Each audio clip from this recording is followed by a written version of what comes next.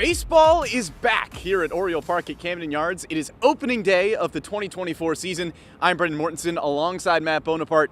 Not exactly baseball weather. It's a little chilly this morning out on the flag court, but we're going to have baseball here nonetheless. It's an exciting time to be here at the ballpark. You look at the top of the lineup, future stars like Dylan Cruz and James Wood, guys like Jose Tena and Andres Chaparro playing good baseball as well.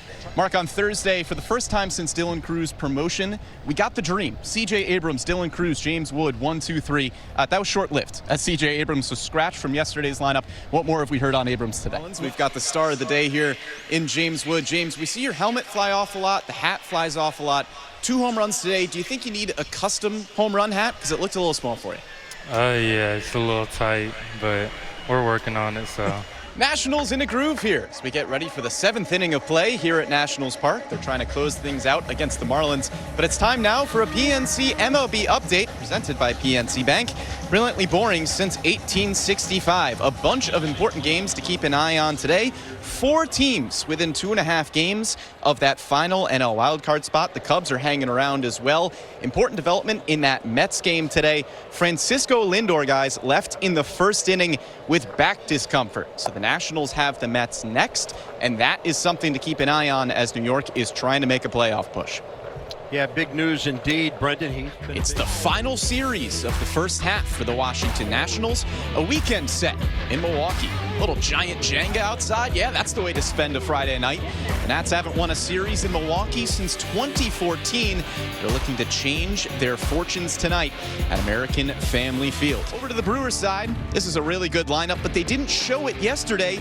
2 hits, 15 strikeouts. Paul Skeens tends to do that. But at the top, you've got 2 all-star starters with William Contreras and Christian Yelich. Willy Adames, his 62 RBIs, tied for 5th in the National League. And down towards the bottom of the order, Joey Ortiz back at third base. They have not got a lot of production out of that spot since he's been out. He's been having an awesome rookie season.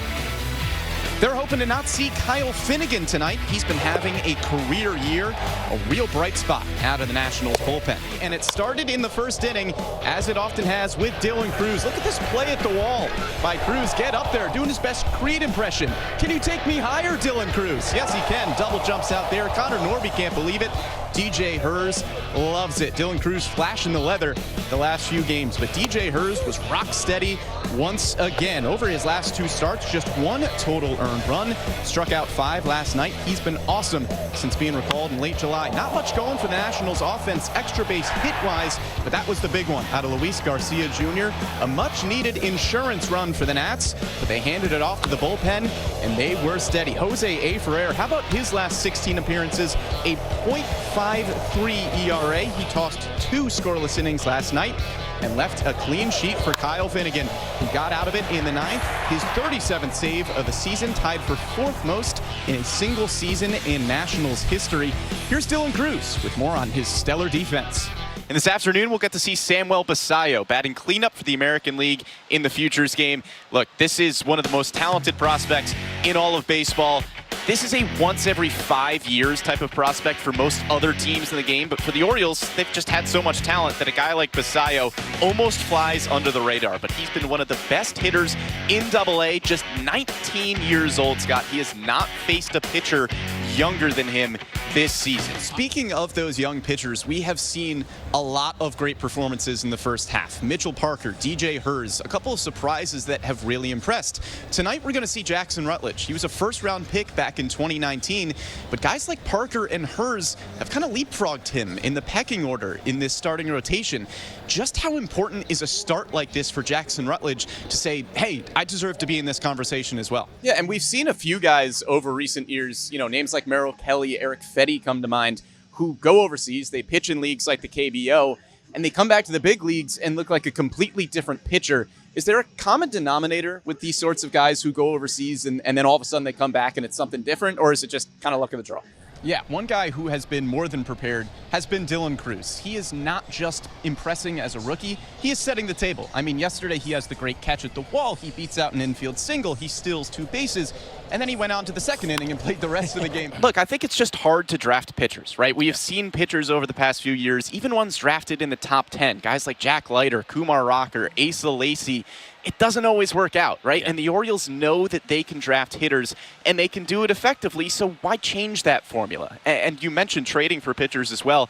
If you're not going to draft those guys, then draft somebody like Joey Ortiz, who can be the centerpiece of a deal that gets you a Cy Young winner. Yeah, all-star hitters can get good pitchers. I couldn't do that the way my arm worked, the way my hand worked. So Burns mentions good ride on the fastball. Ride just refers to vertical movement. Essentially, you want the fastball to stay on plane without dropping for as long as possible to give it the illusion that it's rising. Of course, it's not really rising, but to a hitter, he thinks it's going to drop more than it does. A pitch is always working against gravity, and your spin efficiency is going to determine how well a pitch stays on plane. I didn't get enough spin efficiency that a lot of those guys can do, which means I was just more on the side of the baseball than they were. Okay, so a few things to break down in that one. Spin rate is just measuring the revolutions of the baseball. For a pitch like a fastball that you want to stay on plane, a higher number is usually better. Spin efficiency is measuring the percentage of that spin rate that is contributing to pitch movement. So let's go back to Burns' fastball from 2019. Guys like Garrett Cole and Justin Verlander, with a dominant fastball, had a spin efficiency of 97 and 98% on that pitch. But Burns was down at 58.5%, which means he was spinning it, but not in a way that helped with his movement. Instead, as Burns said, he was getting on the side of the baseball. So why does that make a difference? Picture a clock. For a four-seam fastball, you'd like the ball to be rotating perfectly vertically at 12 and 6, and getting behind the ball helps you get that spin as it comes off the hand. But for Burns, he was a little off to the side, which is limiting your vertical movement and increasing your horizontal movement. In this case, cutting action. And the rest is history. Gunnar Henderson, Adley Rutschman, and Kyle Bradish are leading the Baltimore Orioles into the American League Division Series. Henderson and Rutschman are former #1 overall prospects in baseball. Kyle Bradish was a top 10 prospect in Baltimore's system. Point being, the Orioles won 101 games, but let's not forget about all the success down on the farm. But I know, the action is up here. The Orioles are in the playoffs. Not taking up too much of your time. We're going to put 5 minutes on the clock for our minor league recap. Adley's debut was far from the only reason for the O's success, but it just felt like a turning point. The rebuild was over. Adley, Gunnar, Bradish, the promise of the future, all of a sudden became the present. And last week, the Orioles traded for Corbin Burns, your ace's favorite ace. After a 101-win season, falling short in the playoffs just wasn't good enough for this team. So they went out and got one of the best in the business to hopefully push them over the top. And like Adley's debut, it just feels like a new era of baseball in Baltimore. Gone are the days of playing it safe with prospects, prioritizing development over immediate results. The front office just sent a very clear message. Chips in. The Orioles are going for it in 2024. That's not just a manager hyping up his team.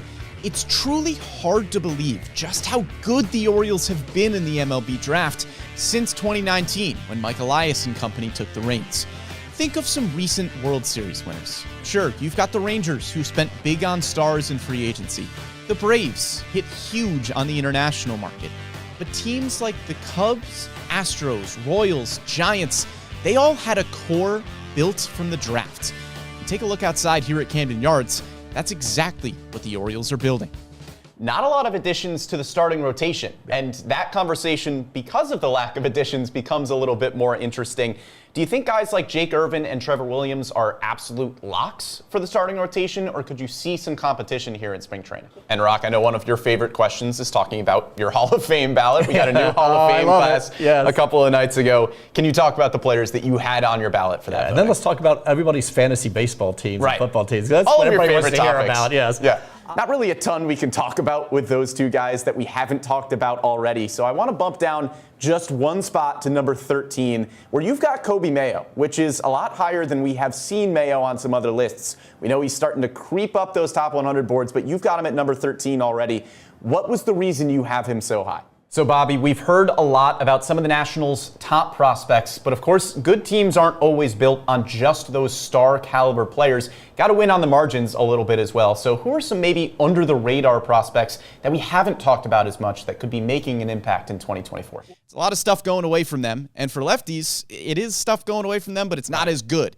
So would you anticipate that the Orioles are still going to stack their lineup with as many right-handers as possible? Or do you look at those splits and say, okay, guys like Colton Cowser, Cedric Mullins, you might have a chance to do some damage here? And that was kind of the hope, right? That we would come to you with some excitement about that getting started. However, the leading story today is, of course, the injury news that Mike Elias has provided down at spring training, most notably in the starting rotation, as Kyle Bradish will start the year on the injured list with a UCL sprain, and John Means is about a month behind schedule and is presumed not to be ready for opening day, and some other smaller injuries as well. Samuel Basayo has a stress fracture in his right elbow and is going to be limited at big league camp. We were really excited to see him as a non-roster invitee, and I think the impact of Gallo is twofold, right? Because when you look at the Nationals in 2024, we know about the big outfield prospects. Dylan Cruz and James Wood, if everything goes according to plan, they'll be up at some point in 2024. And Joey Gallo, you brought in on a short-term deal. He could give you a lot of production for the first half of the season, hopefully find his home run swing, maybe a little bit more batting average than he had last year as well. And Amy, it's funny, a few weeks ago you talked about the Nationals' Christmas wish list. Haven't seen too many moves. Kind of seems like maybe there'll be New Year's resolutions. We'll push them forward a little bit. Encouraging signs heading into next season. But as Elias said at the beginning of his press conference, he was disappointed to have a press conference that early in October, 2 years in a row. I can't imagine what the sentiment would be 3 years in a row. Right. We will anticipate some moves in the offseason, whatever they may be. We know our MASN Orioles insider, Rock Baco, will have us covered on MASNsports.com. Rock, go take a nap or something. It was a long 164. Thank you.